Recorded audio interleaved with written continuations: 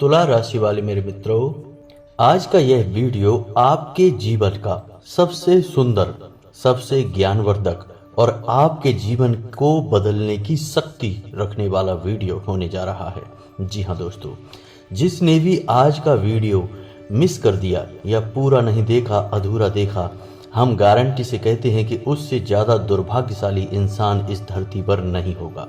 क्योंकि दोस्तों, इस वीडियो में हमने आपको जो विद्या बताई है वह विद्या कोई साधारण विद्या नहीं है। लोग बहुत सारा, ढेर सारा रुपए चार्ज करते हैं तब ऐसी गुप्त विद्याओं की जानकारी देते हैं। हम खुले आम आपको इस विद्या के बारे में बताने जा रहे हैं। जी हाँ दोस्तों, यदि आपके जीवन में किसी प्रकार की समस्या चल रही है, नौकरी नहीं लग पा रही है, विवाह में देरी हो रही है, घर में कलेश रहता है, जीवन में सुख शांति गायब हो चुकी है, रुपए पैसे की तंगी है, व्यापार नहीं चल पा रहा है, कहने का मतलब किसी भी प्रकार की समस्या हो, कोई भी दिक्कत हो, हर एक समस्या का समाधान आज के इस वीडियो में आपको मिलने जा रहा है। जी हाँ दोस्तों, अब आपके मन में यह प्रश्न उठ रहा होगा कि ऐसी कौन सी रामबाण औषधि हम देने जा रहे हैं और इतना बड़ा दावा हम आखिर कर कैसे रहे हैं। तो दोस्तों, हम केवल हवाबाजी वाली बातें नहीं कर रहे हैं, हम आपको इस वीडियो में अपनी कही हुई बातों का संपूर्ण प्रमाण भी देंगे और यह साबित करके बताएंगे कि हम जो कह रहे हैं वह केवल बातें नहीं है, वह एक गुप्त ज्ञान है जो हर इंसान को ऐसे नहीं प्राप्त हो जाता। तो दोस्तों, आपको केवल वीडियो पूरा देखना है, शुरू से लेकर अंत तक वीडियो में बताई गई हर एक बात को अच्छी तरह से समझना है। और इस वीडियो में हम आपको कुछ ऐसी साधना के बारे में बताने जा रहे हैं जिससे स्वयं हनुमान जी मानव रूप में आकर आपकी मदद करेंगे। जी हाँ दोस्तों, आपके जीवन की किसी भी समस्या का समाधान करेंगे। फिर चाहे आपके ऊपर पितृदोष हो, ग्रह दोष हो, वास्तु दोष हो, किसी भी प्रकार की प्रेत बाधा, भूत बाधा हो, हर एक दोष का समापन हो जाएगा। क्योंकि दोस्तों, इस संसार में हनुमान जी से बड़ी कोई भी महाशक्ति जीवित अवस्था में नहीं है। जी हाँ दोस्तों, हनुमान जी एकमात्र ऐसे देवता हैं जिन्हें जीवित अवस्था में माना जाता है, यानी वो आज भी इस धरती पर निवास करते हैं, 8 चिरंजीवियों में शामिल हैं। जी हाँ दोस्तों, तो हनुमान जी एक तो बल और बुद्धि के दाता हैं, महाशक्तिशाली देवता हैं। स्वयं प्रभु श्री राम भी हनुमान जी का गुणगान करते नहीं थकते हैं। जी हाँ दोस्तों, तो ऐसे महाशक्तिशाली, महादयालु, मंगलदायक देवता जब इस धरती पर स्वयं विराजमान हो रहे हैं तो हम फिर अपनी मनोकामनाएं, अपनी जीवन की छोटी छोटी लालसाएं और इच्छाएं पूर्ति के लिए इधर उधर क्यों भागें। हम हनुमान जी को ही प्रसन्न कर लेते हैं और उनसे ही अपनी मनोकामनाएं पूर्ण करवा लेते हैं। जी हाँ दोस्तों, लेकिन याद रखें कि आप अपने मन में जो भी संकल्प लें, यानी कि इस साधना को शुरू करने से पहले आपको अपने मन में एक विशेष जो मनोकामना है वह निश्चित करनी होगी। जी हाँ दोस्तों, कुछ इस साधना को करने की विधियां हैं, तौर तरीके हैं, संपूर्ण जानकारी बताएंगे आपको। इस साधना के बारे में हर एक बात पूरे विस्तार के साथ बताई जाएगी। और फिर भी यदि आपके मन में कोई प्रश्न रह जाता है तो आप निसंकोच कमेंट करके पूछें। आप इस साधना को करें। साधना बहुत सरल है दोस्तों, इतनी कठिन नहीं है, आप इसे आसानी से कर पाएंगे और इस साधना के पूर्ण होने से पहले पहले आपकी मनोकामना पूर्ण हो जाएगी। लेकिन आपको एक बात का ध्यान रखना होगा दोस्तों कि आपकी मनोकामना न्याय संगत होनी चाहिए, सात्विक होनी चाहिए और वास्तविक होनी चाहिए। यानी आप ऐसी मनोकामना नहीं कर सकते कि आपको साधना पूर्ण होने से पहले पहले करोड़ों रुपए मिल जाएं या फिर आपको बहुत बड़ा एक बंगला मिल जाए जिसकी कीमत 10-20 करोड़ हो। आप समझ रहे हैं ना दोस्तों हम आपसे क्या कहना चाह रहे हैं। यानी आप एक प्रैक्टिकल इमेजिनेशन, यानी कि वास्तविक मनोधारणा लेकर चलेंगे, तभी आपकी मनोकामना पूर्ण हो पाएगी। जैसे कि आपकी नौकरी नहीं लग पा रही है तो आप मनोकामना बनाएं कि हमारी नौकरी लग जाए। विवाह में देरी है तो मनोकामना बनाएं कि विवाह जल्द से जल्द हो जाए। और इसी प्रकार किसी अन्य समस्या में आप उलझे हुए हैं तो बस आप उससे मुक्ति के लिए अपने मन में विचार बनाएं। और हम गारंटी देते हैं कि आप इस साधना को पूर्ण नहीं कर पाएंगे उससे पहले ही आपकी मनोकामना पूर्ण हो जाएगी, या फिर कुछ ऐसे पुख्ता प्रमाणिक संकेत आपको मिल जाएंगे जिनसे आपको यह विश्वास हो जाएगा कि अब आपकी मनोकामना पूर्ण होने जा रही है।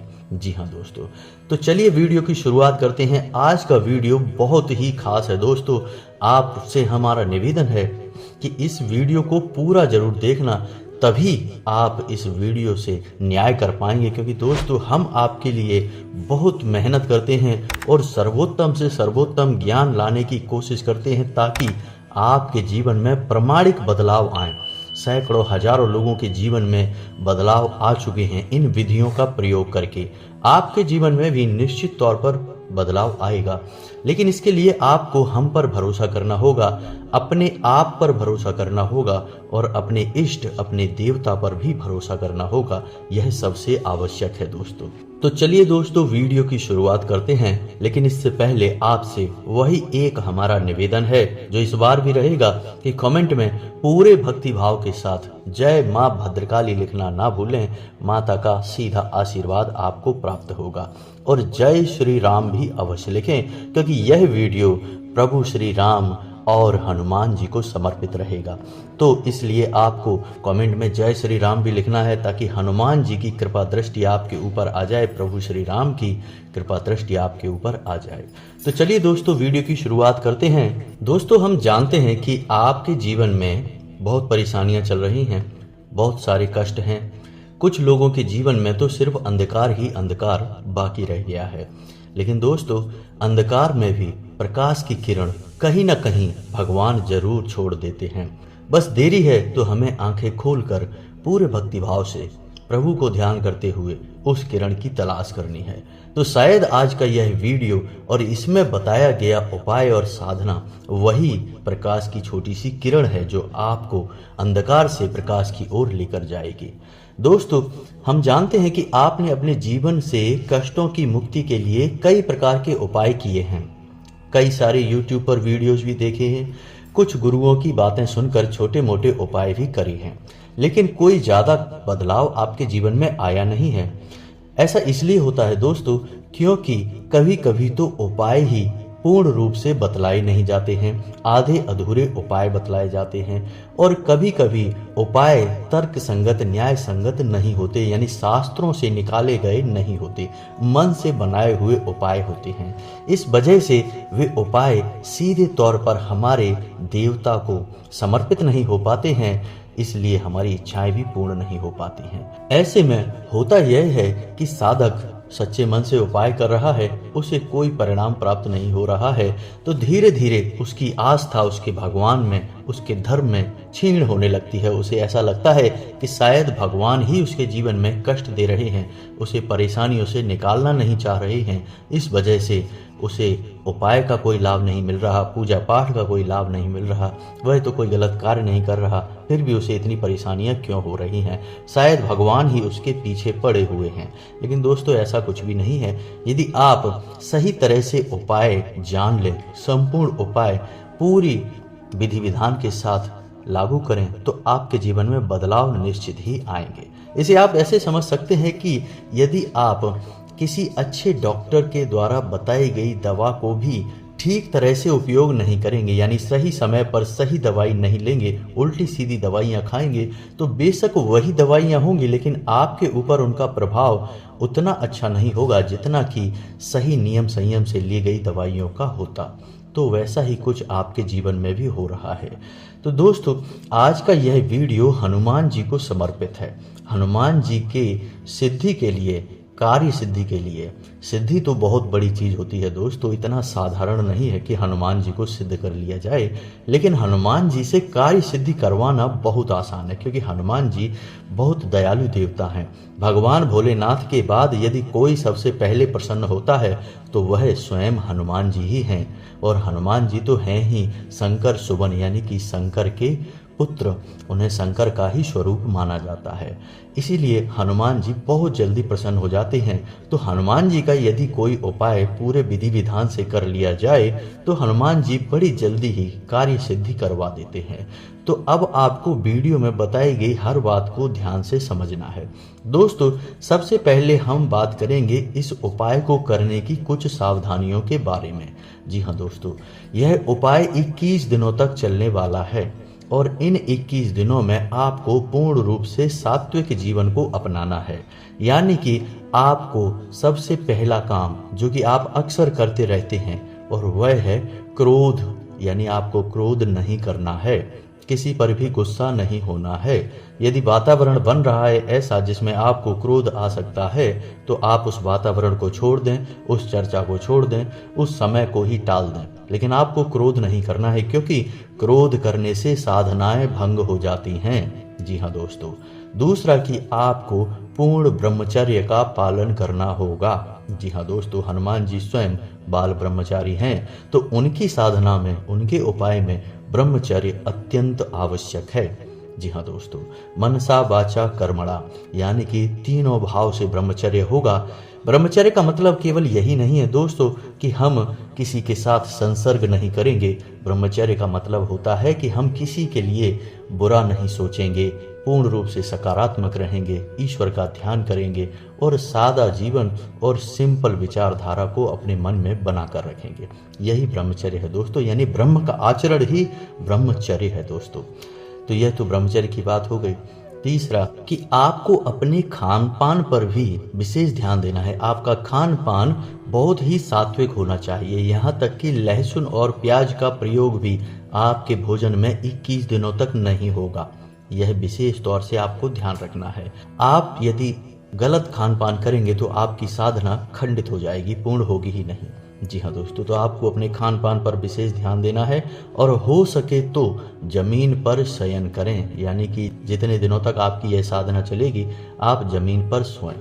यदि नहीं हो सकता है तो कोई बात नहीं है, आप बिस्तर पर भी सो सकते हैं, लेकिन आपको शुद्धता का विशेष ख्याल रखना होगा।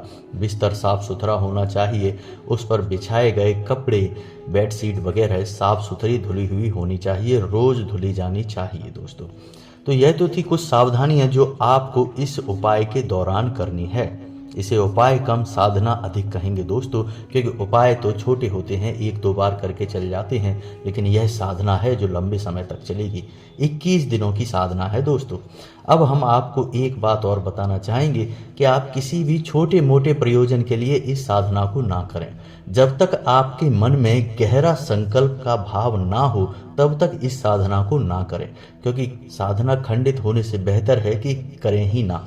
जी हाँ दोस्तों, तो यदि आपको सचमुच में भगवान की मदद की आवश्यकता है, आपकी तकलीफें पीड़ाएं बहुत अधिक हैं, तभी आप इस साधना में आगे बढ़ें और इस साधना में बताई गई सावधानियों को विशेष तौर से ध्यान में रखें दोस्तों। अब ध्यान से सुनिए कि आपको यह साधना कैसे शुरू करनी है। असल में इस साधना के 2 चरण रहेंगे दोस्तों। एक चरण जो कि मंदिर में होगा और दूसरा चरण जो कि आपके घर में होगा। तो अब आप जिस मंदिर में जाएंगे जहां यह साधना का एक चरण होगा, उस मंदिर में हनुमान जी की मूर्ति दक्षिण मुखी होनी चाहिए। जी हाँ दोस्तों, हनुमान जी का एक नाम दक्षिण मुखाय भी है। तो हनुमान जी का मुख दक्षिण दिशा की ओर होना चाहिए, ऐसे मंदिर में ही आपको जाना है। ठीक है दोस्तों। दूसरा कि आपको जो घर पर एक भाग इस साधना का पूर्ण होगा वह सुबह सुबह करना है। जी हाँ दोस्तों, रात्रि में ना करें, दिन के किसी भी समय में ना करें। तो चलिए दोस्तों, अब शुरुआत करते हैं और आपको बताते हैं कि इस साधना को करना कैसे है। साधना को शुरू करने का दिन मंगलवार का होगा। आप किसी भी मंगलवार से इस साधना की शुरुआत कर सकते हैं। आपको मंगलवार के दिन सुबह सवेरे सूर्य उदय होने के बाद, स्नान करने के बाद संपूर्ण विधि विधान से तैयार होना है। यानी कि आपको जितना हो सके उतना लाल वस्त्र पहनने हैं, लाल आसन का प्रयोग करना है, लाल प्रसाद का ही प्रयोग करना है। जी हाँ दोस्तों, आप कोई लाल रंग का लड्डू या कोई मिठाई या फिर कोई फल का प्रयोग कर सकते हैं। अब आपको आसन बिछाकर बैठना है। आपको आसन ऐसा बिछाना है कि आपका मुख उत्तर दिशा की ओर हो और आपके सामने जो चौकी लगेगी, यानी कि जो आसन आप लगाएंगे जिस पे हनुमान जी की मूर्ति या फोटो रखेंगे, उसका मुख दक्षिण दिशा की ओर हो।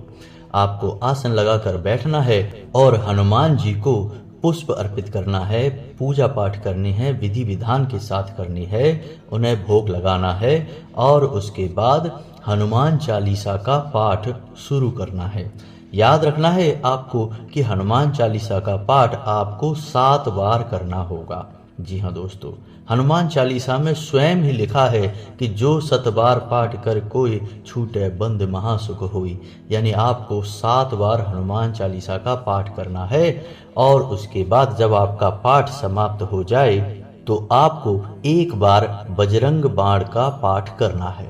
जी हाँ दोस्तों, बजरंग बाण में भी आपको ध्यान देने वाली कुछ बातें रहेंगी दोस्तों, जो कि आपको कोई नहीं बताएगा दोस्तों, लेकिन हम आपको बता रहे हैं, क्योंकि ज्ञान यदि अधूरा रहा तो वह बहुत ज़्यादा खतरनाक होता है।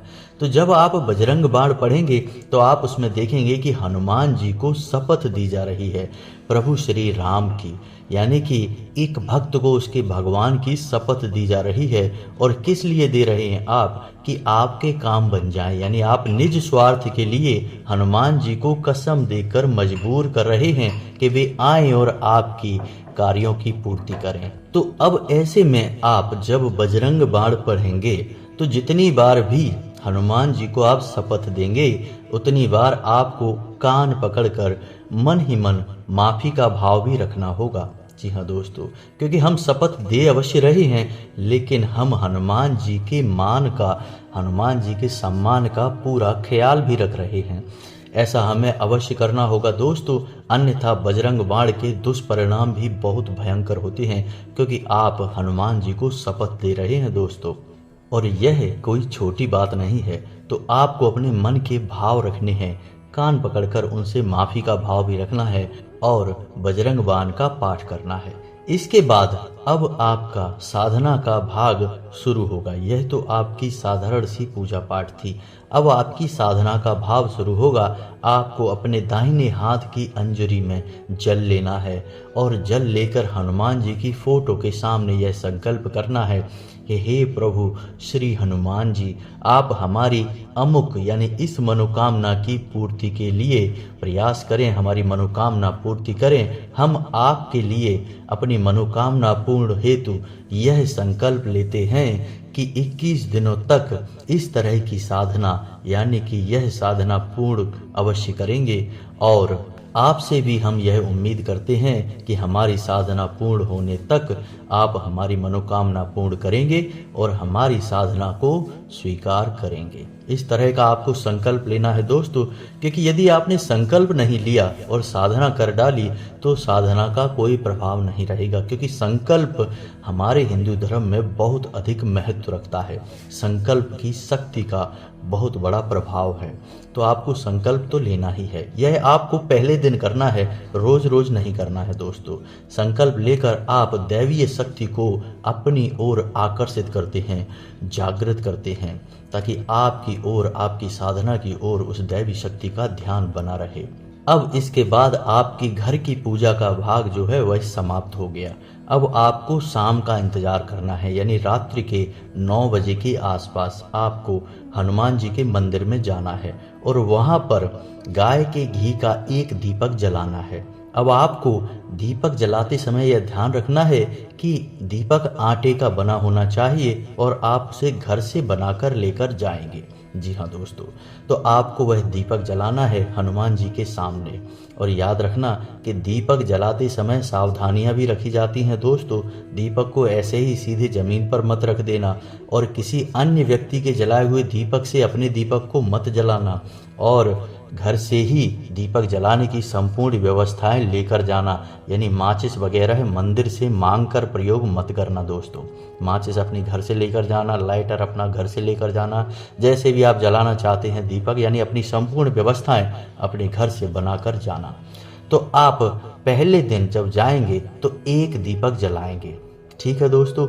इसके बाद जब आप दूसरे दिन जाएंगे तो आप आटे के 2 दीपक बनाकर ले जाएंगे और उस दीपक को जलाएंगे। यानी सुबह की साधना जो हमने अभी बताई है उसे आप रोज करेंगे नियम से और 21 दिनों तक करते रहेंगे। और उसके बाद शाम के समय आप दीपकों की संख्या एक एक करके बढ़ाते चले जाएंगे। जी हाँ दोस्तों, ऐसा कार्य आपको रोज करना है। यानी तीसरे दिन 3 दीपक, चौथे दिन 4 दीपक, 5वें दिन 5 दीपक।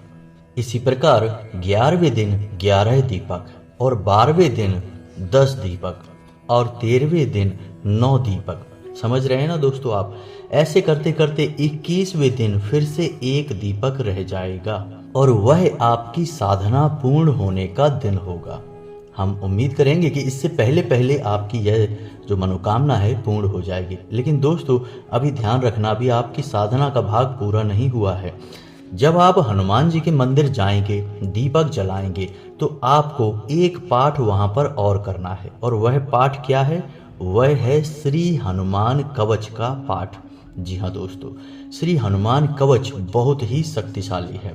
अब इसके बारे में आप सुनेंगे तो आप भी रोमांचित हो उठेंगे दोस्तों। जी हाँ दोस्तों, आप हनुमान चालीसा पढ़ते हैं या फिर तुलसीकृत रामायण पढ़ते हैं, उसे श्री गोस्वामी तुलसीदास जी ने रचित किया था। लेकिन यह हनुमान कवच आपको आश्चर्य होगा जानकर कि स्वयं प्रभु श्री राम ने रचित किया था। यानी उन्होंने स्वयं इसे लिखा था और गाया था। कब गाया था? जब प्रभु श्री राम का युद्ध रावण से होने जा रहा था, तब स्वयं प्रभु श्री राम ने हनुमान कवच का गायन किया था और लेखन किया था। तो अब आप समझो कि इस कवच की कितनी अधिक शक्ति है। यानी जिसे स्वयं प्रभु श्री राम ने लिखा हो, रचित किया हो, आपको उस कवच का पाठ करना है। अब आप समझिए कि हनुमान जी पर कितना अधिक इसका प्रभाव रहेगा। अब इसके नाम से ही आपको पता चल रहा है कि यह कवच है। यानी कि यह आपके आसपास तुरंत ऊर्जा का एक ऐसा क्षेत्र बना देगा कि भयंकर से भयंकर नकारात्मक शक्तियां भी होंगी, आपसे छिटक कर दूर भाग जाएंगी, कभी लौट कर वापस नहीं आएंगी दोस्तों, याद रखना है। तो आपको यह हनुमान कवच अपने दीपक जलाने की प्रक्रिया के बाद ठंडे मन से, शांत मन के साथ मंदिर में बैठकर पूरे भक्ति भाव के साथ करना है। जी हाँ दोस्तों, श्री हनुमान कवच का जब आप पाठ करेंगे तो उससे पहले श्री गणेशाय नमः 5 बार या 11 बार या 21 बार इस मंत्र का जाप भी कर लेना। उसके बाद हनुमान कवच को आप पाठन करेंगे। हनुमान कवच में आपको ध्यान इस बात का देना है कि यह कवच में जो शब्द प्रयोग किए गए हैं वे बहुत ही क्लिष्ट हैं, यानी कि कठिन हैं। संस्कृत के शब्द हैं दोस्तों, तो आपको उन शब्दों का उच्चारण बहुत ही ध्यान से करना है। गलती से भी गलत उच्चारण नहीं करना है, इस बात का आपको विशेष ध्यान रखना है। हम गारंटी देते हैं कि आप जब हनुमान कवच पूरे भक्ति भाव के साथ पढ़ रहे होंगे तो निश्चित ही आपके रोंगटे खड़े हो जाएंगे, क्योंकि आप हनुमान जी की स्पष्ट शक्ति का अनुभव स्वयं करेंगे दोस्तों। और आप इस भाव के साथ करें कि हनुमान जी आप पर नजर बनाए हुए हैं, अब हनुमान जी आपसे प्रसन्न हो रहे हैं। जी हाँ दोस्तों, आप यकीन मानिए कि इस साधना को करने से कई लोगों को लाभ प्राप्त हुआ है, तभी हम आपको बताने जा रहे हैं। और यह साधना पूर्ण रूप से शास्त्रीय पद्धति पर आधारित है। इस साधना को आपको पूरे भक्ति भाव के साथ करना है और आप इस साधना को करें। इसके बाद जो आप परिणाम महसूस करें उन्हें आप कमेंट करके अवश्य बताना दोस्तों। यदि आपको इस वीडियो में दी गई जानकारी से संबंधित कोई प्रश्न मन में आ रहा है, आप कमेंट करके पूछें, निसंकोच प्रश्न पूछें। हम आपको आपके हर एक प्रश्न का सही जवाब देंगे। हम आपके हर एक कमेंट को पढ़ेंगे। जी हाँ दोस्तों, वीडियो के अंत में हम फिर भी वही बात कहेंगे जो हमने वीडियो की शुरुआत में की थी कि बड़े दुर्भाग्यशाली होंगे वो लोग जो इस वीडियो को मिस कर गए या इस वीडियो को नहीं देख पाए, क्योंकि इस वीडियो में बहुत सूक्ष्म और बहुत ही शक्तिशाली ज्ञान का और विद्या का वर्णन किया गया है। तो चलिए दोस्तों, आज का वीडियो समाप्त करते हैं। कमेंट में पूरे भक्ति भाव के साथ जय श्री राम, जय माँ भद्रकाली अवश्य लिखें। माता की सीधी कृपा, सीधा आशीर्वाद आपको प्राप्त होगा। हनुमान जी की कृपा दृष्टि आपके ऊपर अवश्य बनी रहेगी। मिलते हैं अगले ज्ञानवर्धक वीडियो में, तब तक के लिए धन्यवाद।